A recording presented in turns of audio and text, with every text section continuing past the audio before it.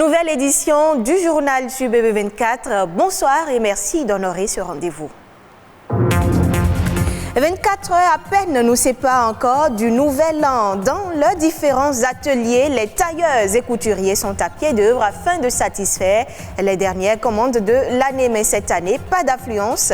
Les clients se comptent au bout des doigts.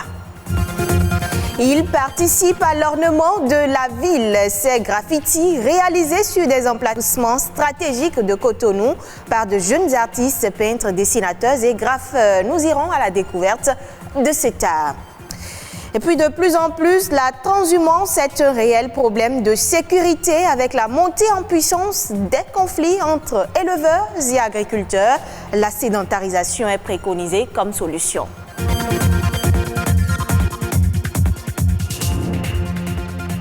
Bienvenue dans ce journal. À quelques heures de la nouvelle année 2021, les tailleurs et brodeurs, ça fait seulement autour de quelques commandes.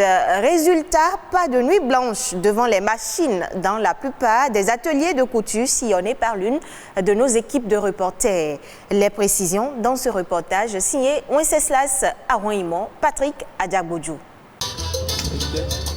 Victor est le patron de cet atelier de couture situé à Jéricho, à Cotonou.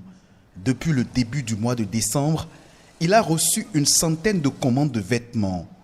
À l'œuvre, plusieurs dizaines de coupons de tissu à coudre. Certains sont déjà prêts à être livrés aux clients. Ici, son rythme de travail n'a pas changé en cette période de fête.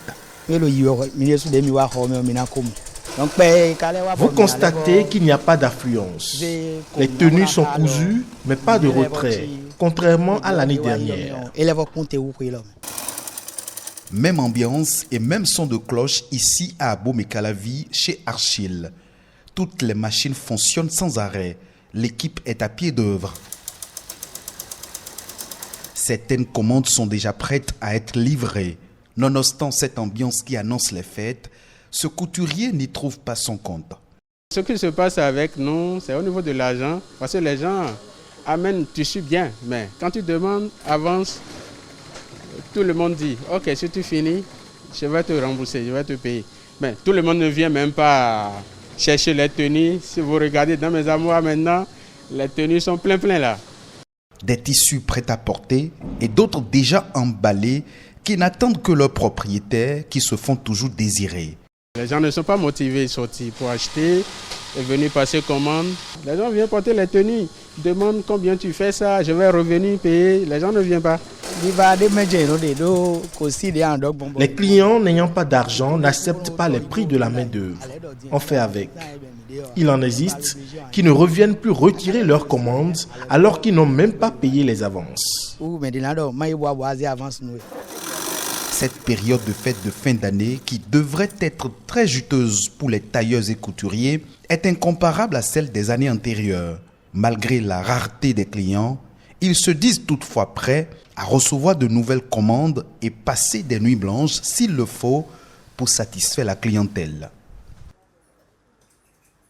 Vous remarquez des graffitis sur un long mur d'environ 1 km à Zongo. C'est l'œuvre de Effet Graft, une association de jeunes artistes, peintres, dessinateurs et graffeurs qui utilisent l'écriture murale comme canal pour s'exprimer en toute légalité. L'art du graffiti est en vogue et crée une ambiance chaleureuse dans la ville de Cotonou. Suivez ce constat de Edwige Agossou et Perspective Tossa.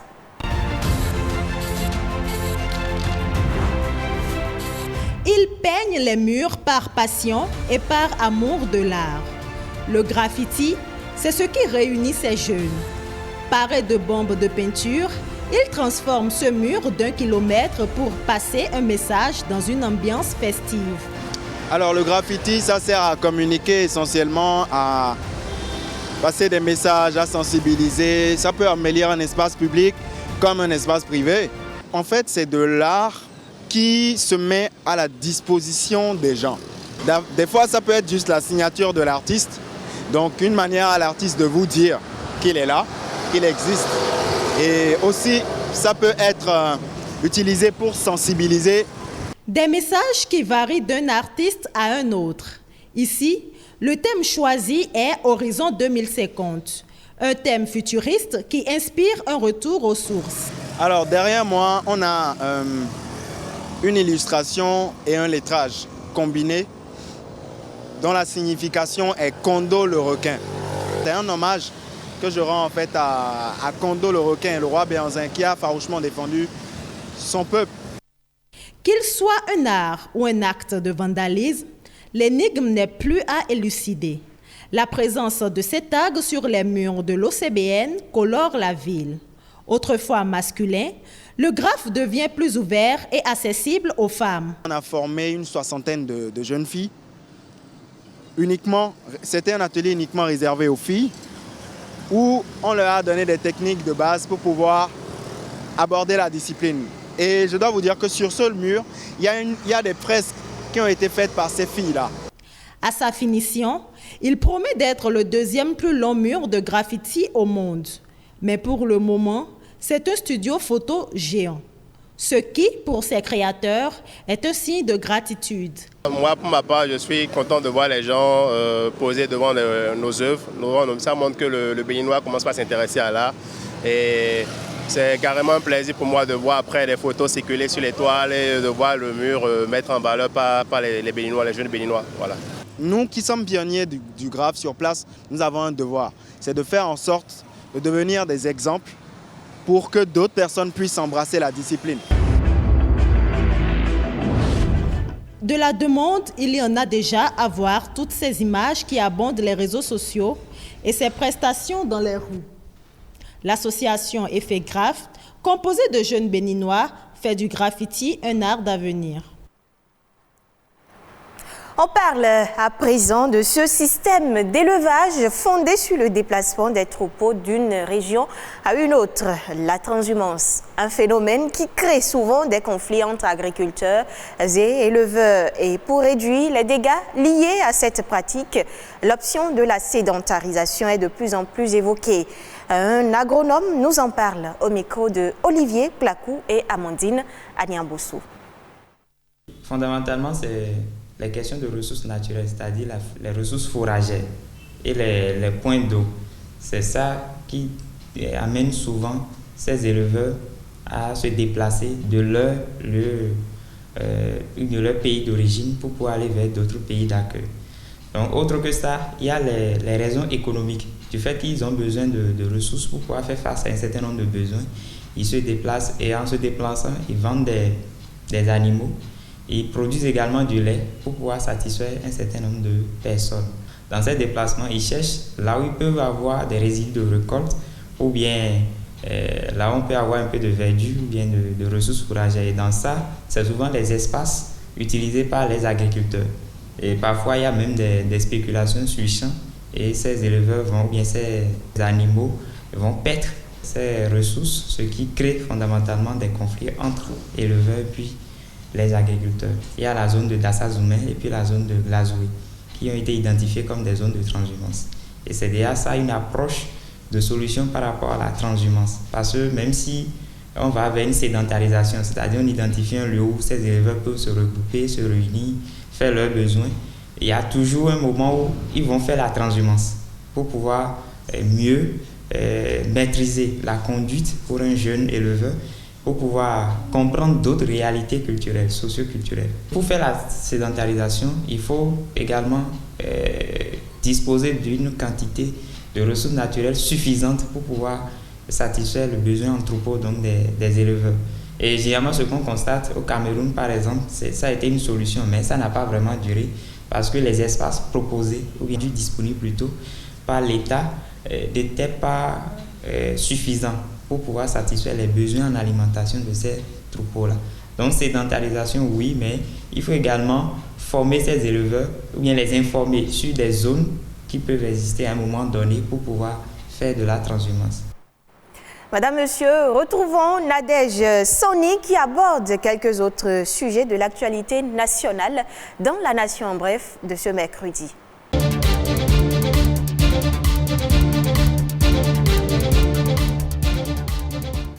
La loi portant protection de la santé des personnes au Bénin a été adoptée par les députés. Elle vise, comme les autres tests, à corriger le faible niveau de gouvernance et de régulation dans le secteur de la santé. Selon les autorités béninoises, cette loi met en place un cadre juridique pour encadrer les actions à mener au cours des périodes de crise sanitaire comme les épidémies. Elle prescrit la gratuité des soins en matière d'épidémie et l'obligation de se soumettre au traitement lorsqu'on est atteint de maladies transmissibles et contagieuses à potentiel épidémique. La gestion des décès, les soins aux personnes âgées et handicapées et la place de la médecine traditionnelle occupent également une place de choix dans ce dispositif légal avec une attention particulière aux dispositions pénales en la matière. D'une loi à une autre, le Parlement a approuvé la loi portant insertion et réinsertion professionnelle des allocataires de bourses d'études et de stages en République du Bénin.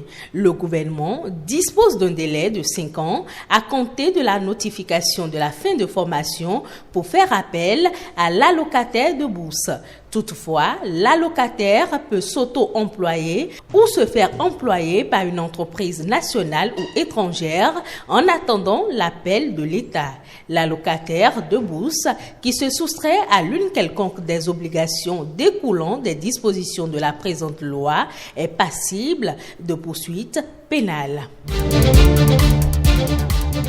Plusieurs professionnels des médias en préparent à une séance de renforcement de capacité sur leur rôle dans le processus électoral de 2021. Organisée par la Commission béninoise des droits de l'homme, cette formation vise à sensibiliser les journalistes sur les défis et leurs missions dans le processus électoral en cours. 2 promoteurs de bars ont été placés sous mandat de dépôt à Aboumé-Calavé. Il leur reprochait d'avoir dépassé la barre des 50 décibels autorisée par la loi. Suite aux plaintes répétées des populations, ils ont été arrêtés. Les 2 promoteurs seront jugés en janvier 2021.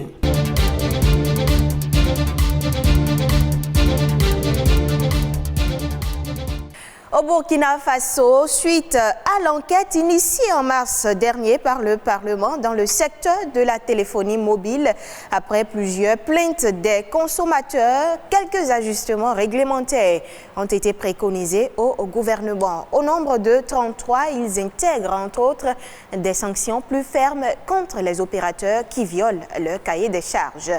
Dans plusieurs domaines, notamment la couverture du territoire, la qualité de services offertes par les opérateurs, la satisfaction des consommateurs et la sécurité des populations, plusieurs faiblesses ont été relevées.